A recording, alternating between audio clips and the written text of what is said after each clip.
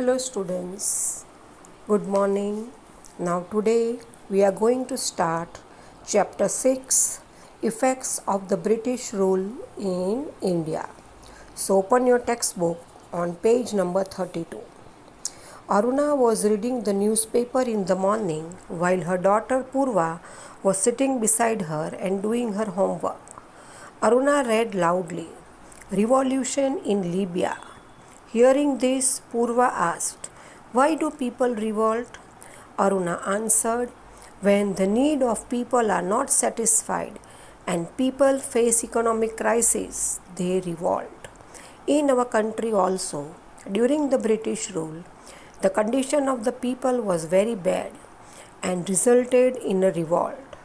Let me tell you about the life of the Indians at that time. Aruna सुबह सुबह newspaper पढ़ रही थी और तब उसकी जो डॉटर पूर्वा उसके बगल में बैठे होमवर्क कर रही थी। अरुणा ने ज़ोर से पढ़ा, लीबिया में बगावत हो गई, रिवॉल्यूशन बगावत हो गई। ये सुन के पूर्वा ने पूछा कि लोग बगावत क्यों करते हैं। अरुणा ने जवाब दिया कि जब लोगों की ज़रूरतें पूरी नहीं होती और लोगों को इकोनॉमिक यानी आर्थिक तंगी होने लगती है, उस टाइम पर वो बगावत करते हैं। हमारे देश में भी जब ब्रिटिशर्स का शासन था, उस टाइम पे लोगों की जो हालत थी वो बहुत ख़राब हो रही थी और उसका नतीजा ये हुआ कि लोगों ने बगावत कर दी। अब मैं बताती हूँ कि उस टाइम पे इंडियंस की कंडीशन, इंडियंस की हालत कैसी थी। India was economically prosperous till the 18th century. The anarchy that followed the death of Aurangzeb too could not weaken it. It has been admitted by historians across the world that the industries, production technique and the organization of trade in India were unmatched at that time. तो 18वीं सदी तक India आर्थिक तौर पे संपन्न था। औरंगज़ेब के death के बाद जो अव्यवस्था हुई, एनार्की जो अव्यवस्था हुई, उससे भी इंडियंस की जो प्रॉस्पेरिटी थी वो कमज़ोर नहीं हुई। पूरी दुनिया के हिस्टोरियंस भी मानते हैं कि चाहे इंडस्ट्री हो, जो चीज़ों को उत्पादन करने की टेक्निक हो, या फिर जिस तरह से ट्रेड यानी कि व्यापार को चलाया जा रहा था, ऑर्गेनाइज किया जा रहा था, उस टाइम पे वो इंडिया का कोई कंपैरिजन नहीं था। इंडिया के साथ कोई भी कॉम्पीट नहीं कर सकता था। The same country India became poor and bankrupt during the nearly 200 years of the British rule. It became the country that supplied raw material to the factories in England and offered a large market for the finished product of the factories in England. पर यही country जो India वो गरीब हो गई, दिवालिया हो गई, बैंकरप्ट, क्योंकि 200 साल तक ब्रिटिश का रूल रहा। इसकी वजह से ये वो कंट्री बन गई जो रॉ मटेरियल इंग्लैंड फैक्ट्रीज़ को सप्लाई करती थी और फिर वहाँ पर जो फिनिश प्रोडक्ट्स इंग्लैंड की फैक्ट्रीज़ को सप्लाई करके एक बहुत बड़ा मार्केट कर दिया इंडिया ने। Condition of peasants and agriculture during the British rule. The British got a new opportunity to increase their income after the acquisition of the Diwani rights, that is, right to collect revenue, of Bengal, Bihar and Orissa. They started exploiting peasants to earn more revenue, and as a result, the peasants became poorer. Many times, the peasants had to sell their jewelry to pay the revenue. तो Britishers के हाथ में एक नया मौका आ गया, opportunity था कि इनकम को और ज़्यादा बढ़ाई जा सके, क्योंकि उनके पास दीवानी राइट्स यानी कि वो अधिकार होता था लैंड की इनकम को कलेक्ट करने का, और वो कौन सी जगह का, बंगाल, बिहार और उड़ीसा। उन्होंने पीजेंट्स यानी किसान, फार्मर, उन्होंने किसानों से ज़्यादा इनकम लेने की कोशिश करी शोषण किया, एक्सप्लॉइट, और नतीजा ये हुआ कि किसान और गरीब होते गए।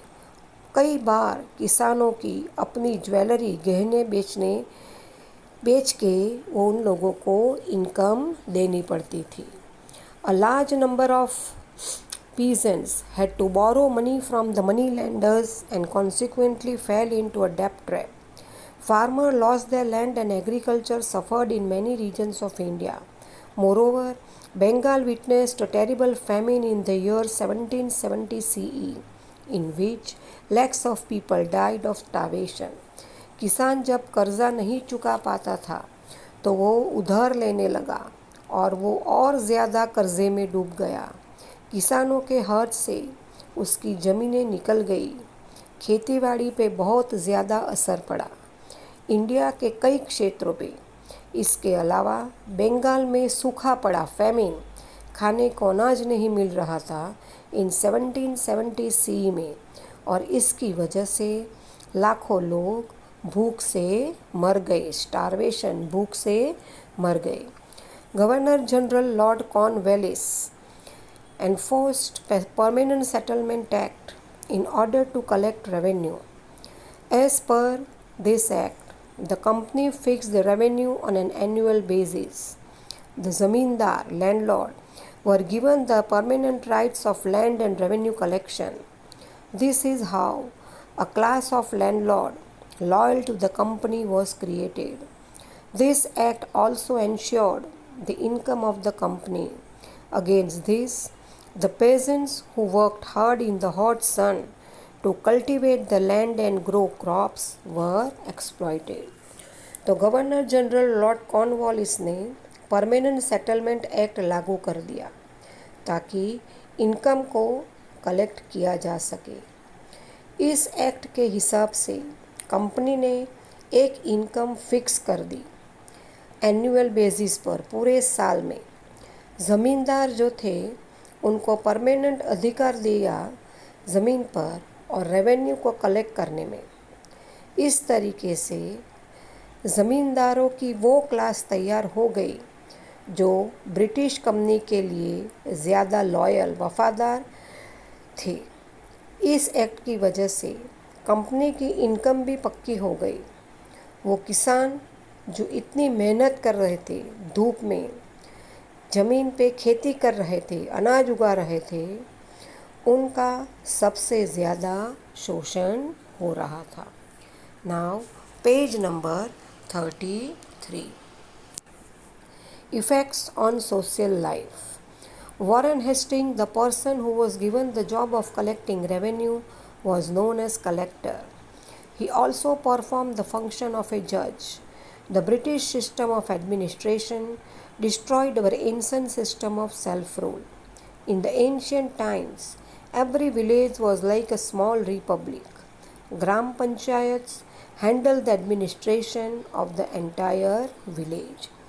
तो वॉरेन हेस्टिंग था, उसको क्या किया उसने ये काम सौंपा गया था कि इनकम को कलेक्ट करो, रेवेन्यू को, और इसीलिए उनको कलेक्टर का नाम दिया गया। और कहीं पे ये वॉरेन हेस्टिंग जज के तौर पे भी काम करते थे। ब्रिटिश सिस्टम का कामकाज का तरीका था, इससे हमारा जो बहुत पुराना सिस्टम चला आ रहा था खुद को रूल करने का, सेल्फ रूल, खुद को रूल करने का, वो ख़त्म हो गया। पहले हर गांव अपने आप में एक छोटा सा स्वतंत्र राज्य था, सेल्फ रूल्स, वो स्वतंत्र राज्य था। ग्राम पंचायत पूरे गांव का कामकाज देखते थे। This panchayat were the backbone of the self rule in our country. This institution of local self-rule stood their ground even during the times of foreign invasions and the Sultanate period, but were destroyed due to the administrative policies of the British. ये पंचायत जो थे वो backbone माने गए थे, अपने आप को खुद रूल करके अपने देश में। ये संस्थाएं जो अपने आप को रूल कर रहे थे वो तब भी रहे थे जब बाहर से बहुत सारे लोग आए और हम पे अटैक किया और रूल किया।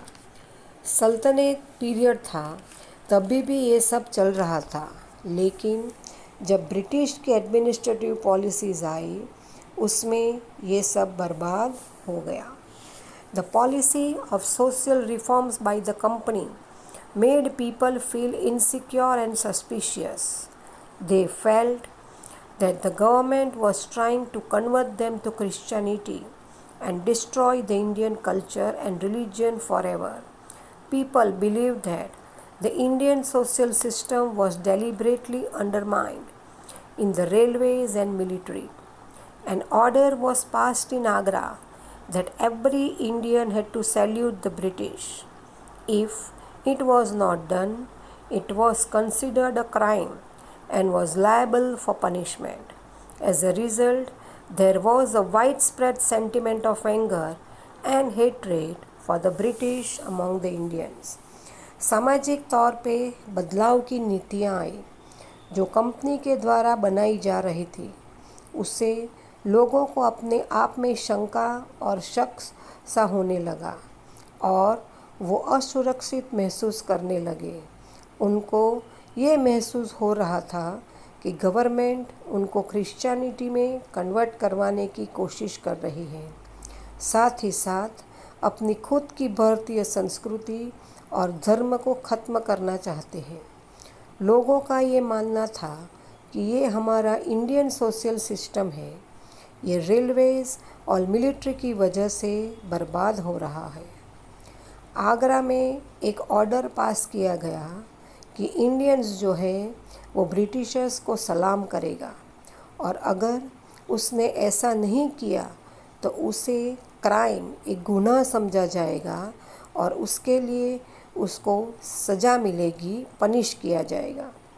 इसका नतीजा ये हुआ कि लोग बहुत ज़्यादा आक्रोश में आ गए, गुस्से में आ गए, ब्रिटिशर्स से नफ़रत करने लगे जो इंडिया में हो रहा था। Destruction of Indian trade and industries. The handlooms of India supplied textile to the markets of Asia and Europe. The traders from the European countries used to come to India to purchase commodities. The Indian made jute, silk, woolen and cotton textiles were in high demand in the European markets. The soft and delicate muslin of Dhaka was world famous. Apart from textile, commodities such as salt, saltpetre, sugar, etc. were exported in exchange of tremendous amount of bullion, that is gold and silver. तो India के handloom थे, वो textile supply करते थे Asia और Europe के market में।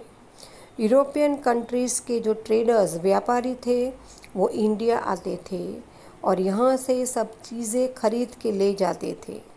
India में बनी हुई jute, silk, woollen, cotton textile, ये सब चीज़ों की बहुत ज़्यादा मांग थी यूरोपियन मार्केट्स में।